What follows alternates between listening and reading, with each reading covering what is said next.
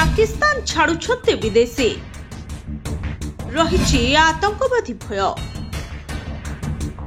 पाकिस्तान ने खेला जाउछि champion trophy.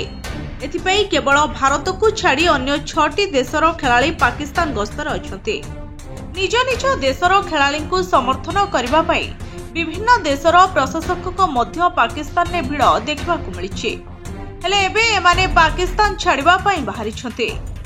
मिलिथिबा सूचना अनुसार विदेशी मानकु अपहरण करबा पई योजना करुछंती आतंकवादी संगठन। एने पाकिस्तान गुइंदा संस्था सरकार को सूचना दैछि। खबर पाइला परे एबे सारा पाकिस्तान ने भयर वातावरण खेली जाइछि। फलरे विभिन्न देशरू आसीथिबा अनेक विदेशी प्रशासक एबे पाकिस्तान छाड़िबा पई निष्पत्ति नै सारिथिबा बेले किछि पाकिस्तान छाड़ी निज देश को फेरी जाइथिबा जणा पड़िछि। पाकिस्तान आतंकवादी संस्था आईएसकेपी मुख्यतः एही योजना करुथुबा जणा पड़िछि। चाइनीज और अरब देशरू आसीथिबा लोकंकु टार्गेट करुछथि आतंकवादी।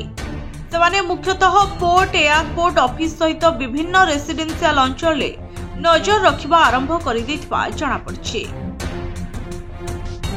2009 रे श्रीलंका दलर बस उपरे आक्रमण करथिले आतंकवादी। तापरे प्राय गोटिए दशंधिरू ऊर्ध्व हेब पाकिस्तान ने कोनोसी मैच आयोजन होई नथिला।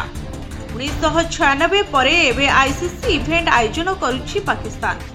भारत पाकिस्तान जिबा पई मना कर दैथिबा बेले दुबई रे भारतर समस्त मैच खेला जाउछि। एही समय रे एमिति खबर सामना को आसीबा केबे हेले पाकिस्तान क्रिकेटर को पई शुभंकर नुहे बोली साधारण रे मत प्रकाश पाइछि। Bureau report the news inside.